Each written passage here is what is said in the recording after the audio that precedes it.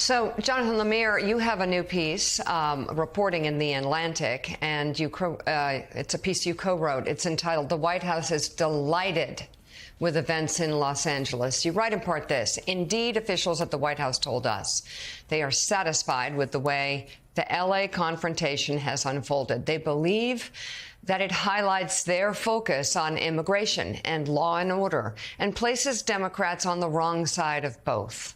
One widely circulated photo showing a masked protester standing in front of a burning car waving a Mexican flag has been embraced by Trump supporters as a distillation of the conflict. A president unafraid to use force to defend an American city from those he deems foreign invaders.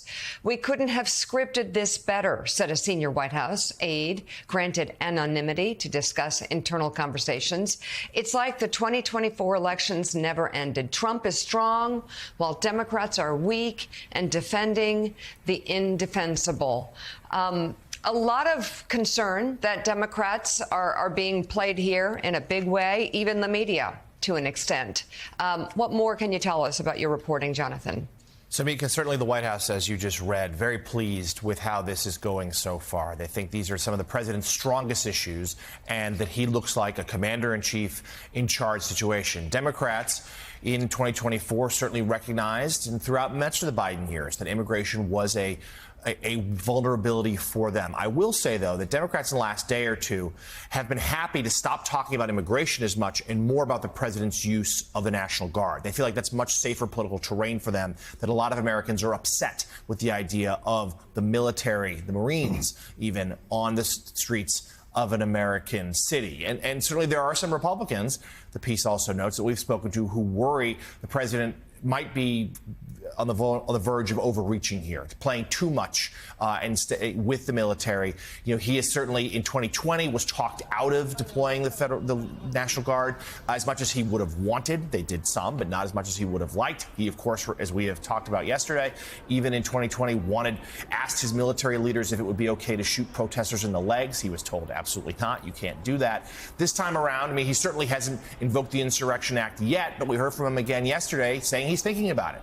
He seems more willing to take that extra step, and certainly he's surrounded by much more about yes men this time around. So, yeah, Mika, you know, a few White House aides I talked to, look, they like this show of force. They don't want there to be violence, the aides said. They recognize if there is a full-fledged clash between the military and protesters, that's not good for anyone. Obviously, it also would create more scenes of chaos, and they think that would turn off Americans across the country. But Willie, right now, they like this idea that the president looks like he's a man of action. They, of course, are very critical of how the California governor and the Los Angeles mayor have handled this. There's pushback, of course, from the other side, but they feel like this plays right into the strengths. A strong leader and gets to talk about immigration. And they have to create this scene of chaos with the help of some images from their friends in the media to justify to what they're doing. So, Carlos Curbelo, let's talk about the way that the governor, the mayor of Los Angeles have handled this. They have said again and again over the last several days, if you commit violence, you will be arrested, you will be punished, we will track you down and find you. Yes. That said, they believe the Los Angeles Police Department is more than equipped to handle demonstrations of this size and to make the arrests they've been making without the help of 4,000 National Guard troops and 700 United States Marines.